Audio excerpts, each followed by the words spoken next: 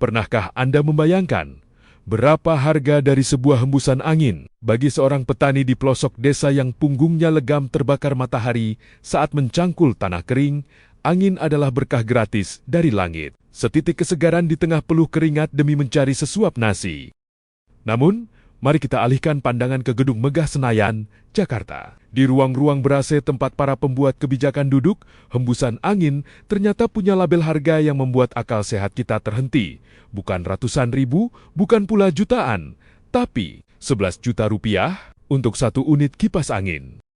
Rabu dan Kamis, 15 hingga 16 Juli tahun 2026, sebuah rekaman rapat kerja Komisi ke-6 DPR RI bersama Kementerian Koperasi mendadak bocor dan viral, meledak menjadi bola api di media sosial. Jagat maya diguncang oleh sebuah angka yang nyaris mustahil dicerna oleh dompet rakyat kecil 1,8 triliun rupiah.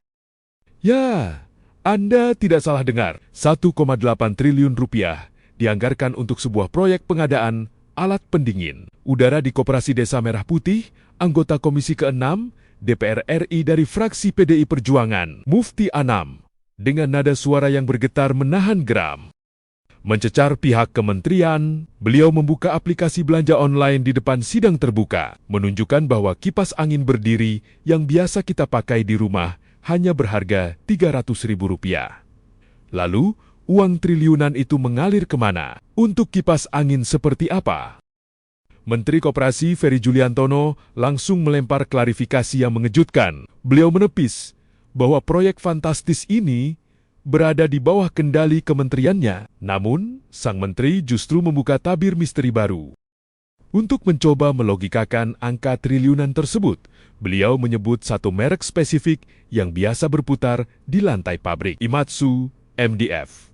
Kipas industri raksasa yang di pasaran harganya memang bertengger di angka Rp11.400.000 per unit. Sementara itu, di sisi lain Direktur Utama PT Agrinas Pangan Nusantara, Joao Mota, buru-buru angkat bicara kepada media. Ia menyayangkan kritik DPR yang dianggapnya terlalu terburu-buru, melempar narasi ke publik tanpa data yang matang. Ia bahkan menyebut data yang beredar mirip data bodong yang sengaja ditiupkan untuk memprovokasi kemarahan masyarakat.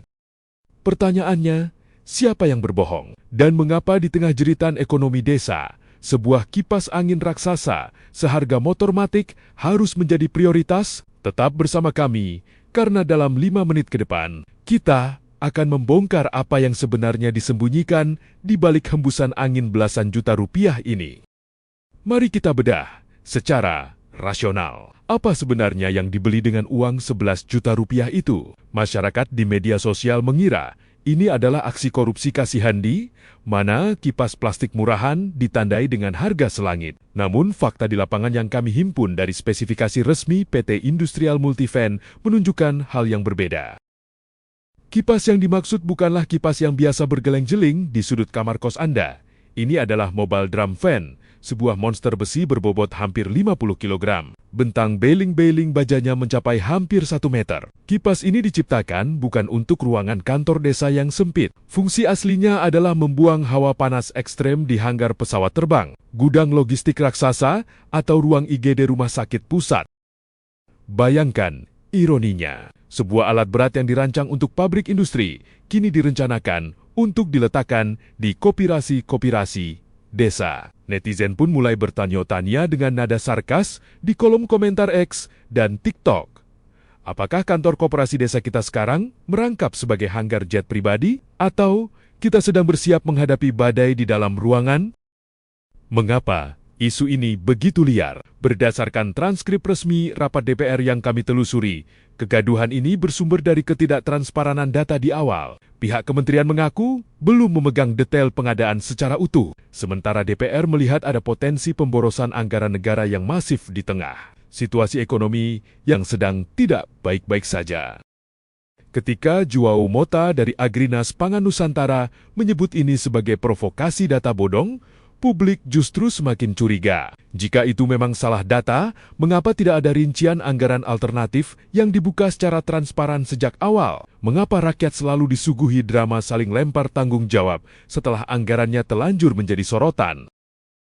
Sahabat pendengar, mari kita tanggalkan sejenak angka-angka statistik, dan perdebatan politik itu. Mari kita bawa hati nurani kita berjalan ke gerbang-gerbang desa di pelosok negeri ini.